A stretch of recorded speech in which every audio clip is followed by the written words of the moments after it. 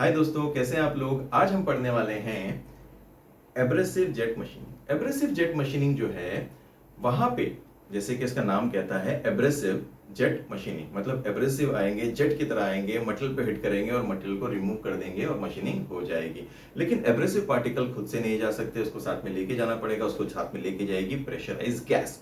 Pressurise gas और abrasive जाके material पे हिट करेंगे, उसको रिमूव कर सकते हैं, बट अगर जाके ऐसे हिट करेंगे तो रिमूव नहीं होने वाला। इसके लिए उसको एक नोजल के थ्रू, ओके, एक फोकस्ड अप्रोच देना पड़ेगा। तो नोजल के थ्रू जब वो जाता है प्रेशराइज गैस और एब्रेसिव पार्टिकल, तब क्या हो जाता है, वो जो मटेरियल है वो एक तरह से फ्रैक्चर होता है। हाथों का फ्रैक्चर नहीं, एक तरह से फ्रैक्चर होता है वहां पे, और छोटा सा चिप निकलता है। ओके, तो चिप जो निकलता है, जो ये गैस जा रहा है एब्रेसिव पार्टिकल को लेके, जब चिप निकलता है तो चिप को भी अपने साथ आगे लेके जाता है। तो ये ओवरऑल है principle of abrasive jet machining. इसको हम AJM भी कहते हैं। ठीक है, अब देखते हैं इसके कैरेक्टरिस्टिक्स। ठीक है, क्योंकि हमने इसको पार्ट को बांट दिया है, जैसे कि हमने देखा प्रिंसिपल, अब हम देखेंगे कैरेक्टरिस्टिक, फिर बात करेंगे मटेरियल की, फिर ओवरऑल इसके सेटअप की।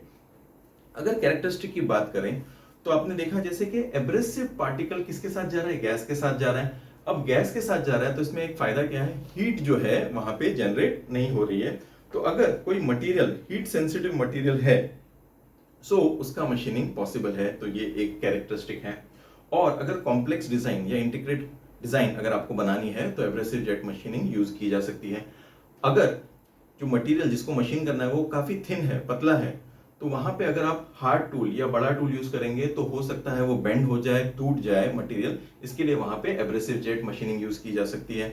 अगर कोई हार्ड मटेरियल है तो उसका जो टूल है उससे भी हार्ड होना पड़ेगा, तो उस केस में एब्रेसिव जेट मशीनिंग जो है वो यूज की जा सकती है। और जो जैसे मैंने बताया स्टार्ट में, हीट जो जनरेट नहीं होती है, तो हीट सेंसिटिव मटेरियल जो है उसका मशीनिंग काफी आसानी से हो सकता है। और यहाँ पे एक कैरेक्टरिस्टिक की अगर और बात करें तो जो हिट होता है, एब्रेसिव जो पार्टिकल है गैस के साथ जाता है, प्रेशराइज गैस के साथ, और मटेरियल को हिट करता है तो चिप फॉर्म होता है, और चिप ऐसे उड़ते हैं। ऐसे उड़ने की वजह से होता क्या है, अगर मशीन प्रोडक्ट आप अगर देखेंगे तो उसका जो कॉर्नर्स है वो थोड़े से टेपर होते हैं। ठीक है, तो ये हो गए कैरेक्टरिस्टिक।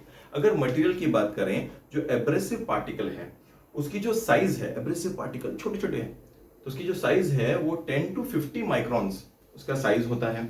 और उसके अंदर जो मटेरियल है जो यूज किया जाता है, जो मोस्ट प्रिफर्ड मटेरियल है वो है एल्यूमिनियम ऑक्साइड, बट दूसरे मटेरियल भी अवेलेबल हैं जो यूज किए जाते हैं। ठीक है, जैसे कि सिलिकॉन कार्बाइड, और दूसरा है सोडियम बाइकार्बोनेट, ये भी यूज किया जाता है। और उसके एज कैसे होते हैं, शार्प होते हैं। तो ये बात किया हमने किसके बारे में, एब्रेसिव पार्टिकल जो है उसके बारे में। अगर हम लोग बात करें गैस के बारे में, तो गैस जो है डिफरेंट डिफरेंट तरह की गैस यूज हो सकती है यहाँ पे। जैसे कि एयर को यूज किया जा सकता है, नाइट्रोजन को यूज किया जा सकता है, कार्बन डाइऑक्साइड को यूज किया जा सकता है। बट यहाँ पे मेन चीज और क्या है, उसका प्रेशर। तो जो प्रेशर है उस गैस का वो हो सकता है पॉइंट यानी 0.2 न्यूटन पर mm स्क्वायर से लेकर 1 न्यूटन पर mm स्क्वायर। ठीक है, तो ये उसका प्रेशर के बारे में बात किया हमने। इसके अंदर क्या है, प्रेशर भी है, और साथ साथ इसके अंदर हमने बात की उसके मटेरियल के बारे में कि वो एयर हो सकता है, वो नाइट्रोजन भी हो सकता है, वो कार्बन डाइऑक्साइड भी हो सकता है। अभी बात करते हैं नोजल की। नोजल जो जो एब्रेसिव पार्टिकल और जो प्रेशराइज गैस है उसको फोकस्ड करता है किसके ऊपर, वर्क पीस के ऊपर, तो वो है नोजल। और नोजल जो है वो कौन से मटेरियल की बनती है, तो नोजल जो है वो बनती है टंगस्टन कार्बाइड की या सफायर की। अभी इसके अगर हम लोग लाइफ की बात करें, क्योंकि एब्रेसिव जो जा रहा है पार्टिकल प्रेशराइज जो गैस के साथ, तो वो क्या करेगा, नोजल को भी एक तरह से खत्म करेगा। ठीक है, आहिस्ते आहिस्ते। तो अगर हम टंगस्टन कार्बाइड यूज करते हैं तो वो 12 से 30 घंटे ही चल सकता है मशीनिंग के लिए। ठीक है, और अगर सफायर को यूज करें तो वो 300 घंटे चल सकता है, लेकिन कॉस्टली है ऑब्वियसली। ठीक है, ये बात हो गई मटेरियल की। और अगर हम उसके क्रॉस सेक्शन एरिया की बात करें, नोजल के अगर हम लोग क्रॉस सेक्शन एरिया की बात करें तो वो हो सकता है 0.05 से लेकर 0.2 mm स्क्वायर, मतलब इतना छोटा।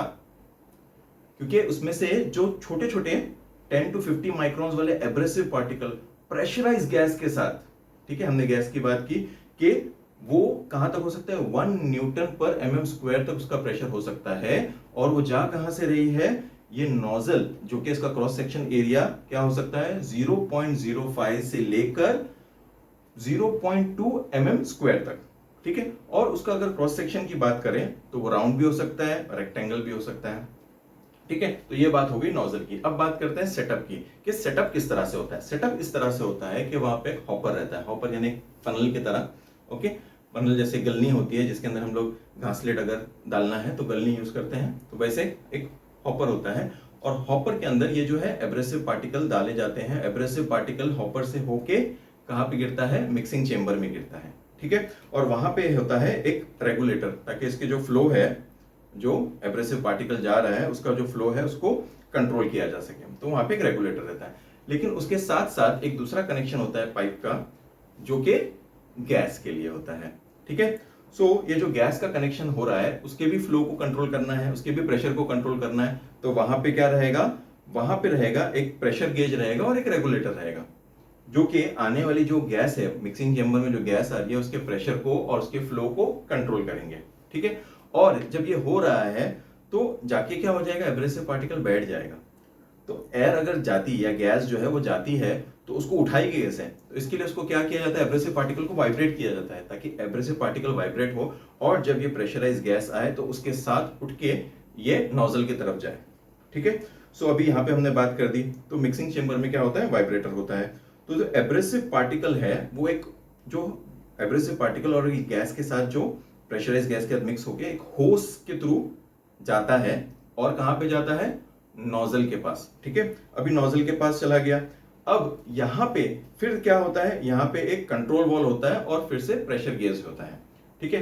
क्योंकि अब दोनों मिक्स हो गए हैं, पहले हमने किसका प्रेशर देखा, किसको रेगुलेट किया, गैस को, और किसको रेगुलेट किया, एब्रेसिव पार्टिकल को। दोनों भी आ गए, वाइब्रेट हो गए, अब दोनों मिक्स हो गए, अब जा रहे हैं होस से नोजल की तरफ। तो वहां पे फिर से हमको क्या करना पड़ेगा, उसको कंट्रोल करना पड़ेगा। तो वहां पे कंट्रोल वॉल्व भी रहेगा और प्रेशर गेज रहेगा, ताकि कितने प्रेशर पे वो नोजल के थ्रू निकलने वाला है, तो प्रेशर जो है हम लोग पहले चेक कर लेंगे, ठीक है। अब वो जो है नोजल की तरफ जाता है।